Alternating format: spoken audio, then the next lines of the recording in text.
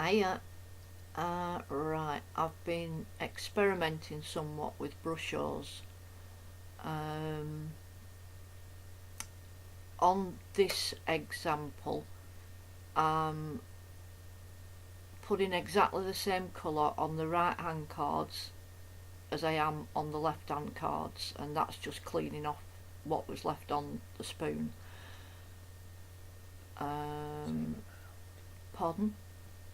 Yeah, the same amount of powder and the same colour. I'm cleaning off the spoon in between this.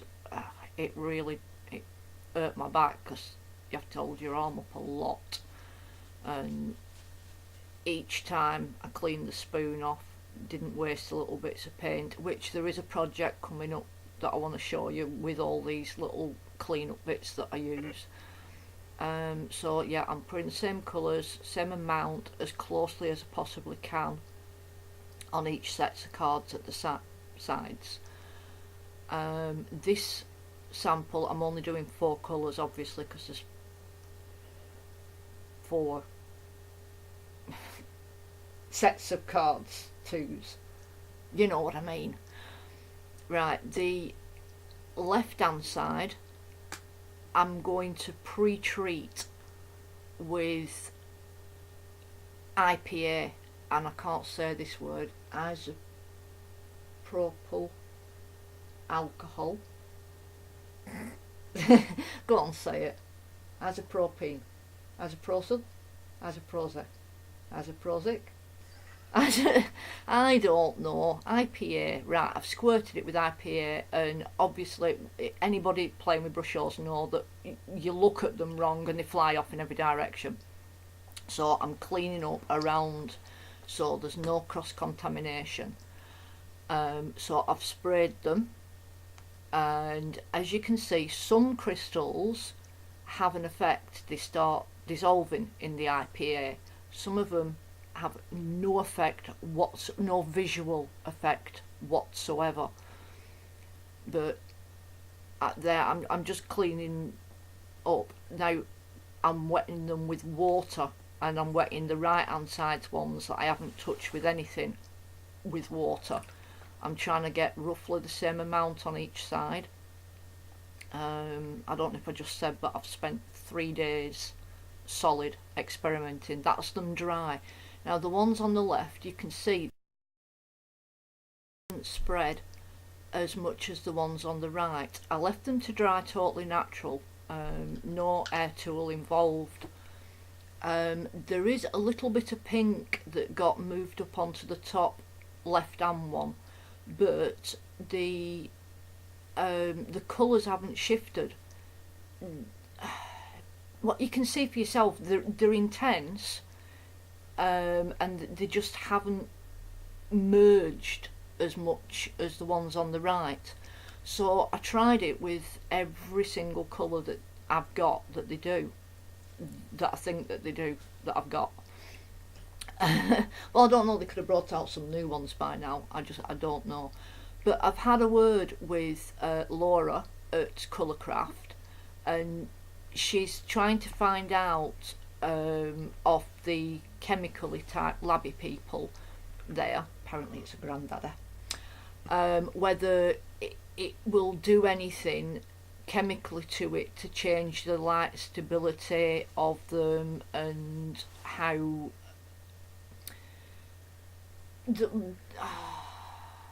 just, I don't, how do you say it?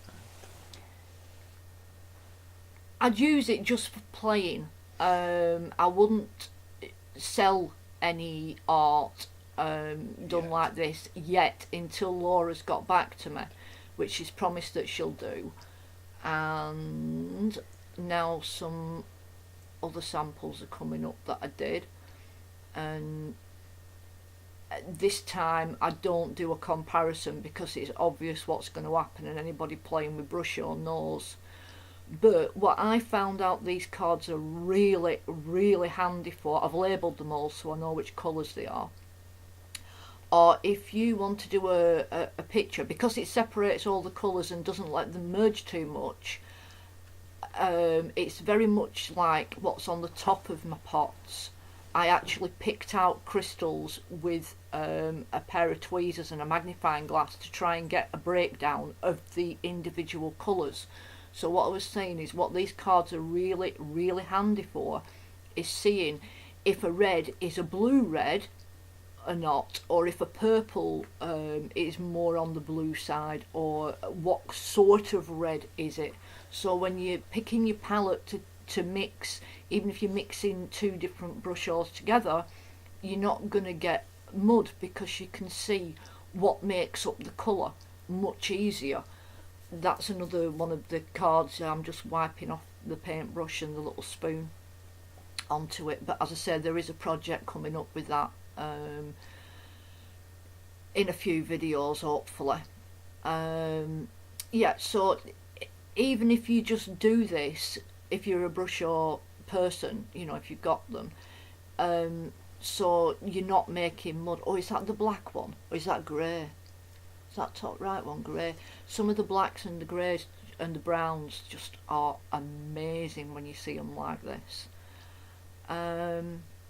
Yeah, I distracted myself again. So yeah, so you're not making mud when you're using them on the picture. You can tell what they're made up of. It's just really, really handy. And I was picking a palette out the other day and realised how handy they actually are. There you go, I'm spraying them with the IPA. Then you let them, I'm just mopping up around to make sure no crystals, because when you spray the water, you know, they're going to move somewhat, and I didn't want to contaminate any of them. What were I saying, Mick? Are you listening at all? Are you paying attention? You just want your tea, don't you? Poor lad. Yeah, cleaning up around them, and then I give them a squirt again. You leave them so, that was it, you leave them so they're more or less dry. I haven't left one overnight with IPA on.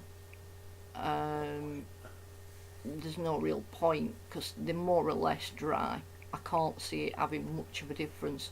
But I have been playing with other things as well, and I've got some pretty surprising things happening.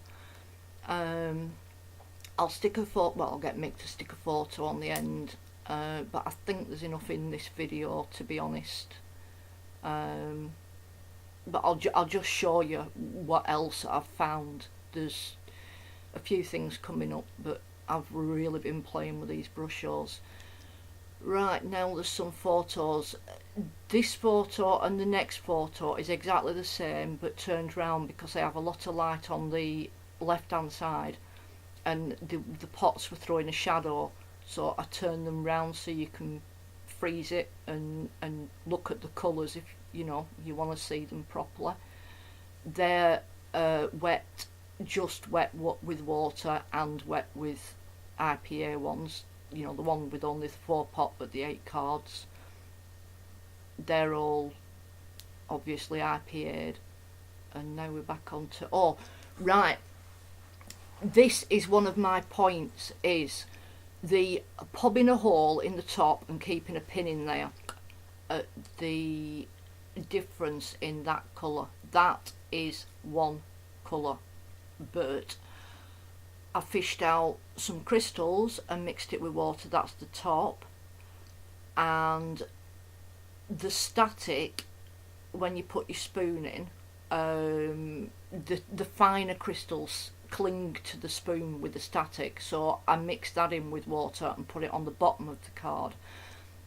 But when you pop a hole in the top and you shake your crystals out, if your hole is smaller than the largest crystals in the tub, you are not going to get a true colour. And if you're doing serious art with it, you're going to be pretty upset when you come to realise that you've only got the biggest crystals left and you can't colour match anymore. Or you're not getting the fullness out of the colour and all the magic out of the colour of Brushos. So this is why I do not pop an all in like everybody keeps recommending. It's just, I don't know. I mean, look, you can see the size of the crystals, Some are, I should have picked a better example out. Some are big and some are small, and some are microscopically dust particles. This is another one. That's it truly mixed up, and that's just the static. That isn't such a big difference, but if you were doing a proper picture and you needed to colour match it, then you know it's completely different. That one is shockingly different. You know, open them and be careful. You're not getting full colour when you do it that way. I'm sure you can't be. And when you shake something, the biggest particles always rise to the top, and you're shaking them upside down, so all your biggest particles are on the base of your tub, if that makes sense to you, because you use them like a salt shaker. So the biggest ones are going to go to the base, and all you're going to get out are the finer ones. I mean, I stir mine all the time anyway. Right, we just need the pictures of the next upcoming project. Yep. Hope you enjoy. Hope you find it useful. Thanks. Bye.